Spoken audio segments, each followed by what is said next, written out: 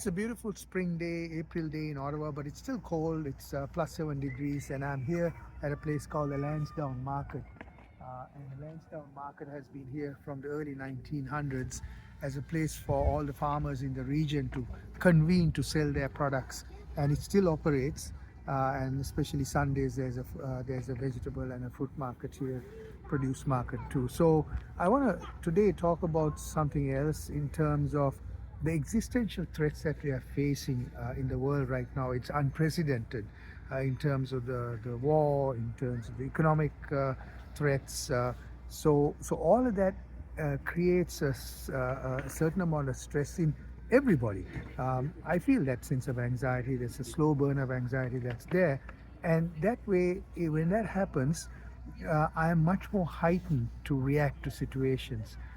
Some mundane daily situations become or amplified when that happens. So say if somebody says something to me that I don't like, in a normal day I may have not got upset about it, but now I may be more triggered. So what happens there simply is the first thing that happens that we have absolutely no control over. It's the contact. So somebody says something to me that I don't like.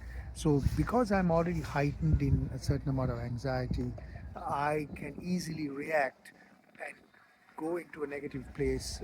So the feeling arises, then an emotion arises, and if that emotion stays on, then it gets into a mood, and my whole day goes even lower, and my stress level goes up.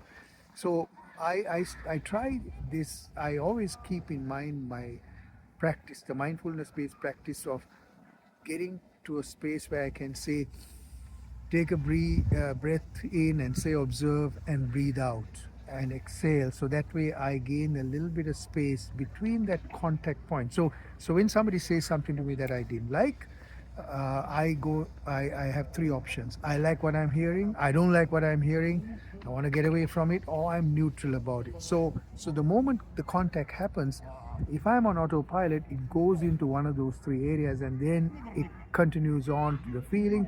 So I don't like what I'm hearing, so I'm feeling now a little anxious about this, and then an emotion of fear or anger arises out of it, and all that happens in a matter of few milliseconds on autopilot. So how do I get a hold of this as best as I can? So as soon as the contact happens, if I can gain a little bit of space by taking a deep breath and saying observe and exhaling, and that gives me that pause.